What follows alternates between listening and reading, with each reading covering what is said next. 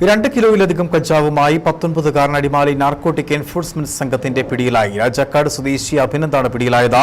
യുവാവിന്റെ പക്കൽ നിന്നും 2 കിലോ 50 ഗ്രാം കഞ്ചാവും പിടിച്ചെടുത്തു.